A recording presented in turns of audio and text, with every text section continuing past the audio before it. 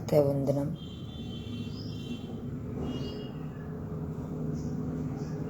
आज मैं आपके समक्ष एक छोटा सा एनाटॉमी का विषय प्रस्तुत करना चाहती हूँ। सुनिए। यूट्यूब और फेसबुक लाइव सेशन में सभी का स्वागत करती हूँ। मैं सुशीला योगाचार्य। तो एनाटॉमी का सबसे छोटा भाग, सबसे छोटी सी छोटी इकाई है जो अपने शरीर अपने जो सभी प्रकार की जो खाना लेना है, पानी लेना है, या फिर सांस लेना है, या फिर अपनी रक्षा करना है, या फिर किसी को तकलीफ देता है तो उसको नष्ट करना है, या प्रोटीन बनाना है, या फिर जो आंतरिक अंगों को जैसे एक स्केलेटन का रूप देना है, एक हड्डियों का रूप, ढांचे के रूप में देना है, ताकि वो कोशिका पचके नहीं। और वगैरह वगैरह इस प्रकार के उसके कई अंग होते हैं। कई लोग कहते हैं कि कोशिका है वो शरीर की सबसे छोटा अंग है, लेकिन सबसे छोटा अंग नहीं है, ये सबसे छोटी इकाई है। सबसे छोटा अंग है वो, जिसे बोले तो हम राइबोसोम कह सकते हैं। ये सबसे छोटी इकाई है जो अपना काम किसी और की ज़रूरत नहीं पड़ती, ये काम अपना चला लेती है। जैसे अपने ऑक्सीजन लेना हो, जैसे सांस लेने की हो, पानी की हो, या फिर किसी को एक दूसरे को कुछ जैसे ऊर्जा है, प्रोटीन है पहुंचाने की हो, या प्रोटीन उत्पन्न करने की हो, सब प्रकार की चीज़ें ये अपने आप कर लेती है। तो ये कोशिका किसका भाग है? ये कोशिका है जूलॉजी का, जंतु विज्ञान का भाग है, जो सबसे इस शरीर रचना की सबसे छोटी इकाई है।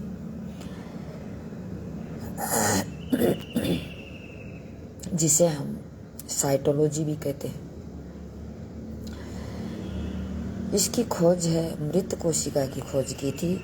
इसकी मृत कोशिका है, उसकी खोज है रॉबर्ट हुक ने की थी, जो कहीं परीक्षा में भी आए तो इसी को ही हमें बताना है। ये कोशिका की खोज किसने की थी? रॉबर्ट हुक ने। हालांकि इन्होंने मृत कोशिका की खोज की थी, जीवित कोशिका की खोज की थी ल्यूवेनहॉक ने। तो परीक्षा में जब भी आता है तो हमें रॉबर्ट हुक ही करना है।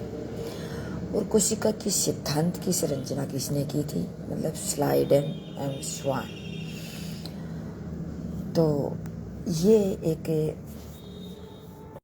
खोज के बारे में थोड़ी सी चर्चा मैंने आपके समक्ष प्रस्तुत की। और वैसे देखें तो हमारी दुनिया की सबसे छोटी कोशिका कौन सी होती है? तो माइकोप्लाज्मा जिसे बोलते हैं, ये दुनिया की सबसे छोटी कोशिका है। और सबसे बड़ी कोशिका है वो शुतुरमुर्ग का अंडा है, वो सबसे बड़ी कोशिका है। और हमारे शरीर में ये मैंने इसलिए कहा है कि जब व्यक्ति की कोई बहुत ज़्यादा समस्या आती है कोशिका संबंधित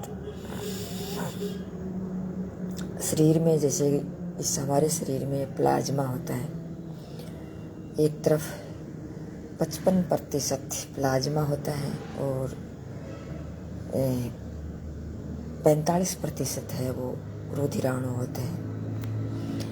तो रुधिराणु में जैसे आरबीसी, डब्ल्यूबीसी और प्लेटलेट्स होते हैं। तो ये प्लाज्मा 55% हमारे शरीर में होता है। अगर इस प्लाज्मा में अगर थोड़ी बहुत भी अगर कमी आ जाती है, अगर प्लाज्मा का अटैक शरीर पर आ जाता है, तो व्यक्ति में क्या आता है? श्वास की समस्या हो जाती है।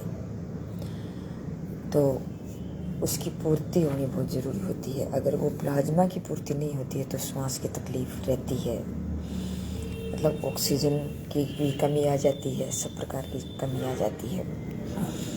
इसलिए मैंने थोड़ा इस चीज़ को बताना उचित समझा और वीडियो डालना उचित समझा, क्योंकि फ़िलहाल इस प्रकार की समस्या लोगों में बहुत देखने को मिलती है।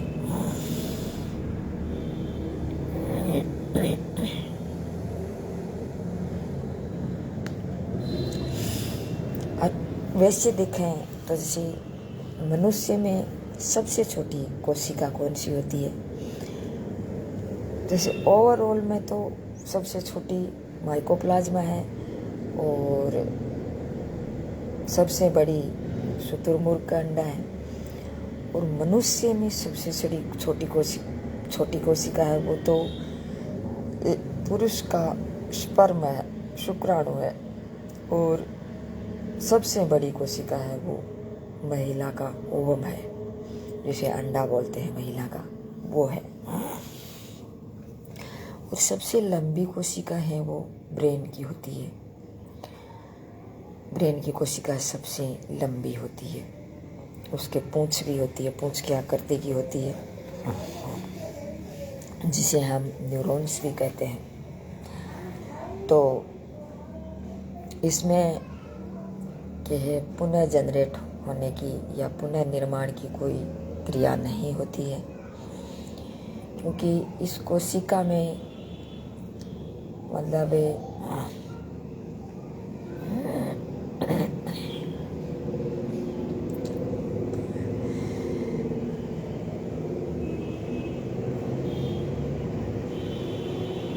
जब भी लोग, जैसे आपने सुना होगा कहीं कि मतलब जो पुलिस वगैरह है ये मतलब क्या है, हेलमेट लगाने के लिए बोलती है। हेलमेट लगाने के लिए इसीलिए बोलती है कि इसकी कोशिकाओं का निर्माण नहीं होता और अगर ये खराब हो गई तो ठीक नहीं होता। इसमें 90% तो ये कोशिकाएं होती हैं और जो कोशिकाएं हैं वो प्रोटीन की बनी हुई होती हैं। 10% कोशिकाएं हैं वो गीलियल सेल की बनी होती हुई है। तो इस प्रकार की ये कोशिकाएं हैं, इसमें गीलियल सेल की कोशिकाएं हैं, उसमें पुनर्निर्माण की क्षमता होती है। तो वहाँ जब मतलब कभी कभार हमें देखा जाता है कि मतलब ब्लड सिर में गांठ वगैरह हो जाती है और वो गांठ हो जाती है तो वो व्यक्ति की जान, तो इसलिए हमें हेलमेट की ज़रूरत पड़ती है, हमें इस चीज़ का ध्यान रखने की ज़रूरत पड़ती है। और लीवर में मतलब कोशिका है, लीवर में जो कोशिकाएं हैं उसका पुनर्निर्माण बहुत तेज़ी से होता है और ये जल्दी से रिकवर हो जाती है। और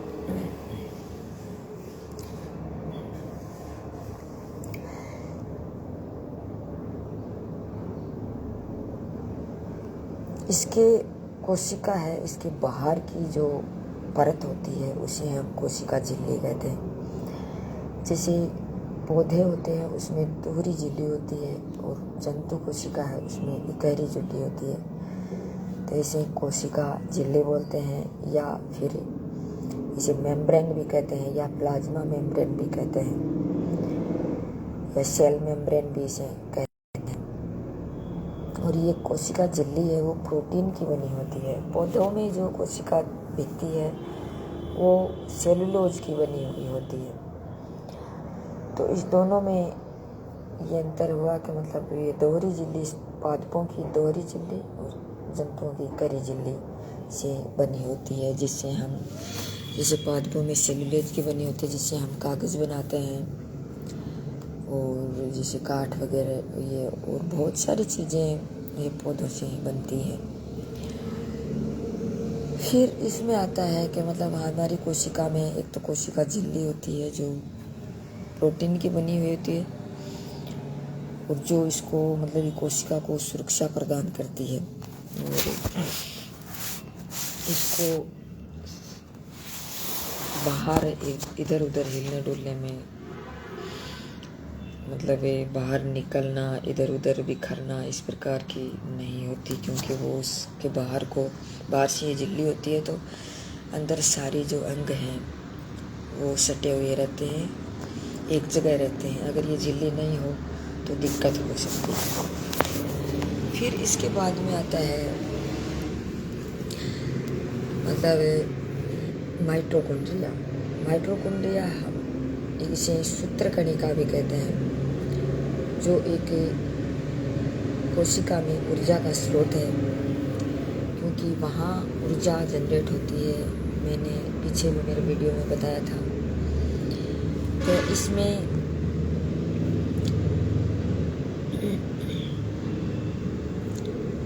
एक तो बाहरी मेम्ब्रेन भी होती है, दोहरी झिल्ली, इसमें भी दोहरी झिल्ली होती है। और इसके अंदर क्या होता है कि एक क्रेब्स चक्कर चलता है, और इस क्रेब्स चक्कर में जिससे क्या है कि इसको कोशिकाओं को ऑक्सीजन मिलती है।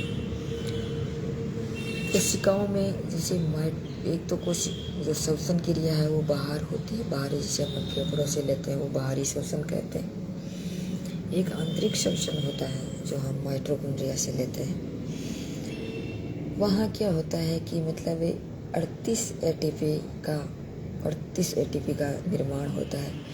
इस 38 एटीपी से एक ग्लूकोज का निर्माण होता है, और ये ग्लूकोज हमारी कोशिका में ऊर्जा प्रदान करता है। तो वहाँ एक क्रेब्स चक्कर चलता है, और इसकी आंतरिक दीवारों को क्रिस्टी कहते हैं, और इसे ऊर्जागिरी या पावर हाउस भी कहा जाता है।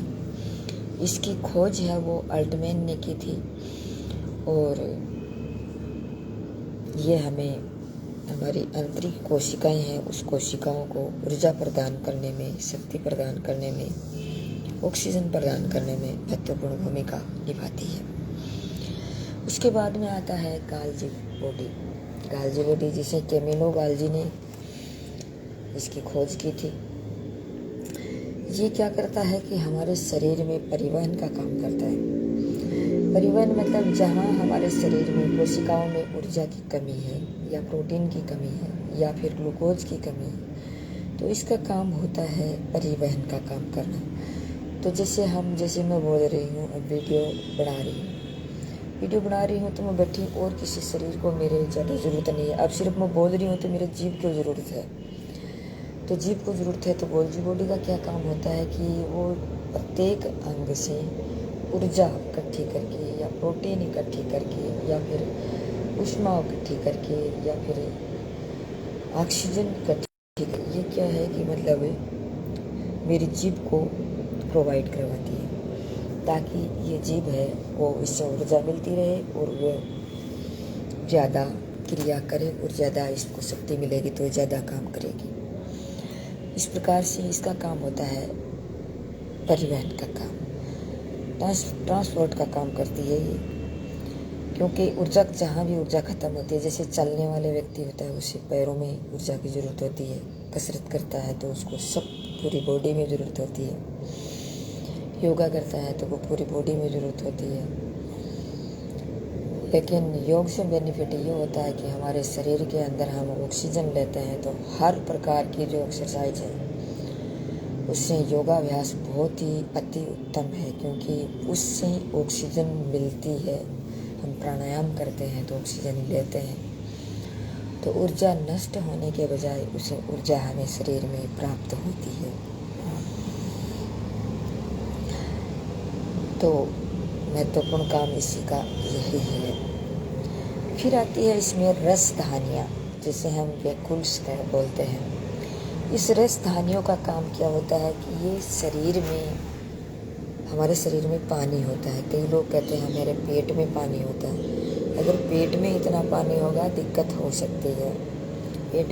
पेट तो जैसे कई लोग पेट बोलते हैं हम, लेकिन पेट आमाशय होता है इसे बोलते हैं, लेकिन इसमें पानी नहीं होता है। पानी होता है हमारे शरीर की वेकुल्स में। वेकुल्स क्या है? वेकुल्स होती हैं रस धानियाँ। उस रस धानियों में हमारे शरीर में ये पानी रहता है। वो क्या है कि वाटर है, पानी है, जो शरीर में जो पानी जाता है उसका अवशोषित कर लेती है और अपने पास रखती है, ऑब्जर्व कर लेती है। ये वेकुल्स होती हैं, और ये जंतु में छोटी होती है और पादपों में ज़्यादा बड़ी होती है, क्योंकि पादपों को पानी वैसे हम कभी कभार देते हैं, कभी नहीं मिलता है, तो वो क्या है कि अपना पानी इकट्ठा रखती हैं, बड़ी होती हैं तो इकट्ठा रखती हैं, तो वो जड़ों में पानी की पूर्ति करती रहती हैं, ताकि पौधे मुरझाए नहीं। तो इस प्रकार से ये राजधानियों का मैटर हुआ। इसके बाद में आती है हमारी कोशिका का अंग है सेंट्रोसोम, जिसे हम तारककाय कहते हैं। तारककाय की खोज की थी बोबरी ने, माइटोकॉन्ड्रिया की खोज की थी अल्टमैन ने, गाल्जी बॉडी की गाल्जीकॉय ने। ये सेंट्रोसोम है, इसकी तारककाय जिसे बोलते हैं, इसकी खोज की थी बोबरी ने। ये क्या करती है? कोशिका का विभाजन करती है। कई लोग क्या करते हैं, ये बोलते हैं कि कोशिका विभाजन मतलब विभाजन करना मतलब टूटना। टूटना नहीं होता है, इसमें होता है ये करना, एक कोशिका से दूसरी कोशिका का निर्माण करना होता है। टूट गई, 2 टुकड़ों में टूट गई और दोनों कोशिकाएं बाहर अपने आप से मतलब पूर्ण होने की कोशिश करती हैं और वो 2 कोशिकाएं बन जाती हैं और पूर्ण हो जाती हैं और तुरंत हो जाती हैं। और ये कोशिका निर्माण की क्रिया है वो लीवर में बहुत ज़्यादा होती है, तुरंत जनरेट हो जाती है, क्योंकि लीवर का एक छोटा सा टुकड़ा है वो किसी व्यक्ति को डोनेट किया जाता है। लीवर को काट करके छोटा सा डोनेट किया जाता है और वो तुरंत वो क्या है कि थोड़े से दिनों में रिकवर हो जाती है और पूरी लीवर बन जाती है। फिर ब्रेन में अगर कोई प्रॉब्लम हो गई तो वो खतरे की घंटी होती है। तो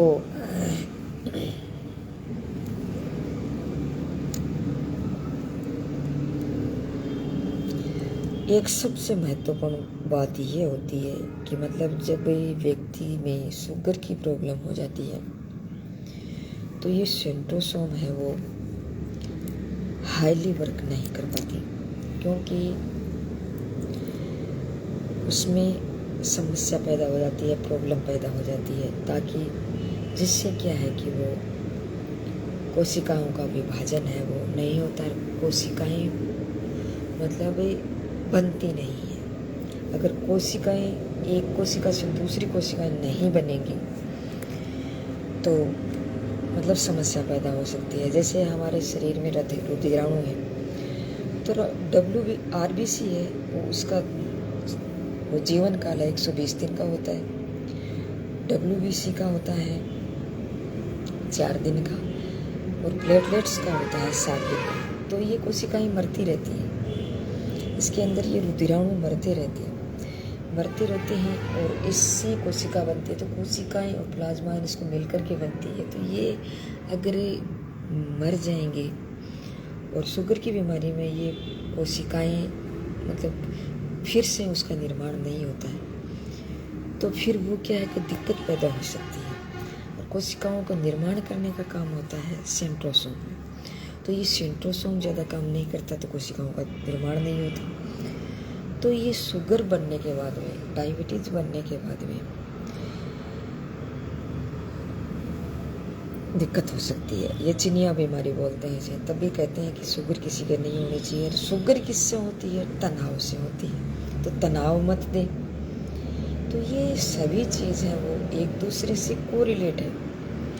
तो कोरिलेट है तो ये समस्या तब पैदा ज़्यादा होती है। तो इस चीज़ को डॉक्टर सब जानते हैं, लेकिन जो घर में रहते हैं, जो व्यक्ति इस चीज़ को समझते नहीं हैं, तो वो अपने आप को कंट्रोल करना तो दूसरी बात है। इसलिए ज्ञान तो उसके लिए बहुत ही खतरनाक बात है। ज्ञान तो वो उसे है ही नहीं, और उसे ज्ञान नहीं है तो वो इस चीज़ को समझते भी नहीं है। वैसे देखें तो बाहर गांव में व्यक्ति क्या करते हैं कि मतलब शहर में, और जो व्यक्ति शिक्षित व्यक्ति है, इसलिए हर व्यक्ति को घर में महिला को शिक्षित होना बहुत ज़रूरी होता है, क्योंकि वो शिक्षित नहीं होंगे तो उस चीज़ को ज्ञान ही नहीं होगा कि मतलब शुगर की प्रॉब्लम क्या है, इससे क्या नुकसान होता है, तो वो उस आदमी को ठीक नहीं कर सकते। और उसके पास अगर कोई शिक्षित व्यक्ति हो तो वो ठीक हो सकती है।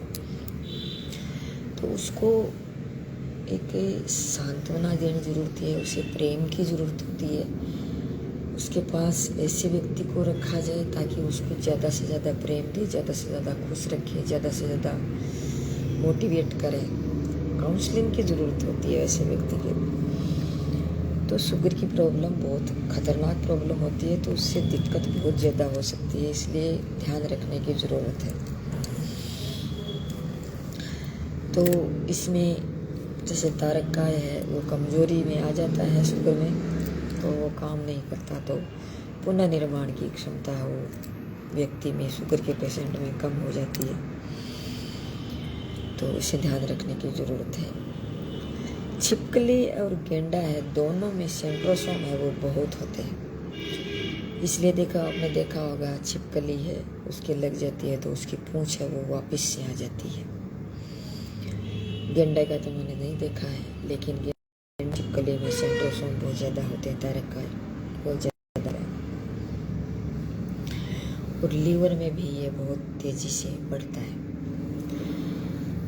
ब्रेन में कम होता है, तो हमें ध्यान रखने की ज़रूरत होती है।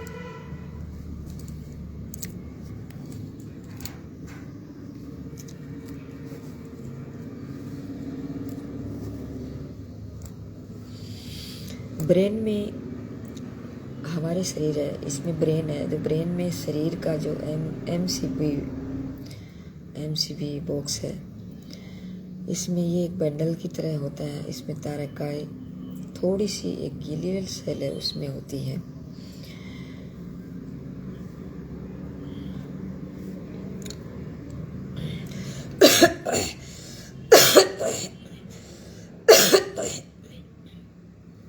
तो उसमें विभाजन होता है, तो कभी कभार गांठ बन जाती है, ब्रेन ट्यूमर हो जाता है, तो इससे ध्यान रखने की ज़रूरत होती है।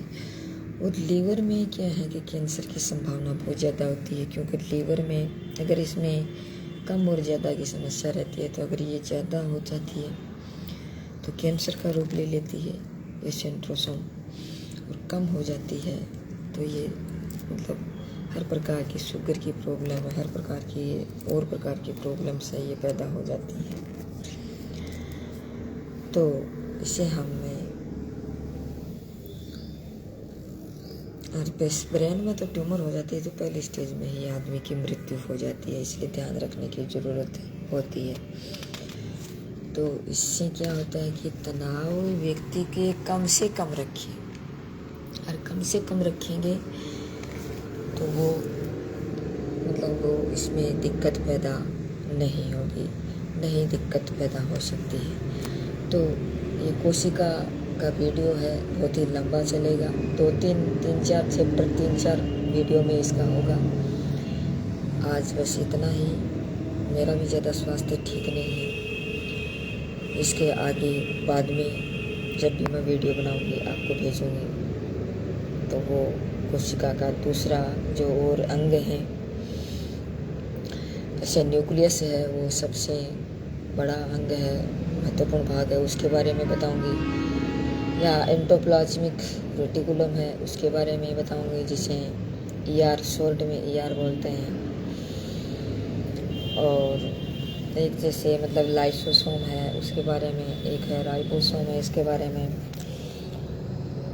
और एक सीलिया फ्लैजिला है उसके बारे में, एक है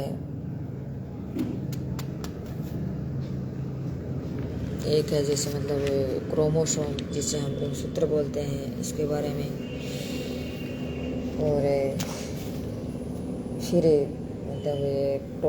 प्रोकैरियोटिक, और फिर एक यूकैरियोटिक, फिर इसमें DNA RNA, फिर इसी में जैसे ये नाइट्रोजन बेस है, न्यूक्लिक एसिड है, न्यूक्लियोटाइड है, या फिर इसमें जो नाइट्रोजन बेस हैं 4 प्रकार के होते हैं, ये सब प्रकार के अलग अलग जैसे जो भी हैं मैं आपको बाद में बताऊंगी। तो आज बस इतना ही। Thank you. जय हिंद, जय भारत।